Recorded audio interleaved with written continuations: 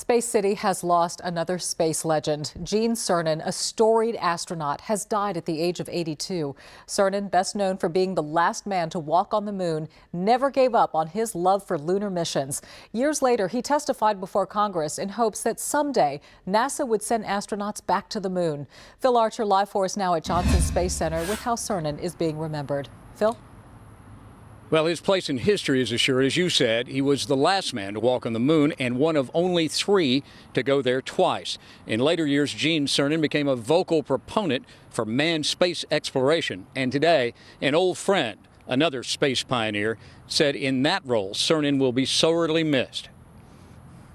Before leaving the moon that last time in 1972, Gene Cernan scratched the initials of his then 9-year-old daughter in the lunar dust. He remembered it as the brightest moment of his life. And as we leave the moon in Taurus Littrow, we leave as we came, and God willing, as we shall return. Testifying before Congress in 2011, Cernan said he'd given up hope of living to see Americans retrace his footsteps. "When I leave this planet," he said, "I want to know where we are headed as a nation." But that was not to be. Cernan's death was announced today. His friend, legendary NASA flight director Chris Kraft, says Cernan had been in ill health, suffering from a stroke and a heart attack. It bothers me that Cernan is dead for reason alone. Now, he was a very close friend of mine also, very close personal friend of mine, and I will miss him.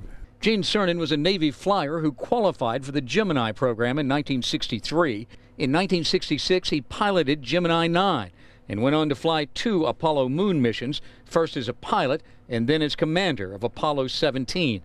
He retired the next year and went to work for NASA, eventually moving on to work for an engineering firm on NASA projects. But he always remained a proponent of spaceflight, insisting that the U.S. should return to the moon and go beyond. Kraft remembers him as a man of great integrity, fiercely patriotic, and aggressive in promoting space exploration. He was willing to eloquently say why there should be a space program and what it should be. And I think we're going to miss that.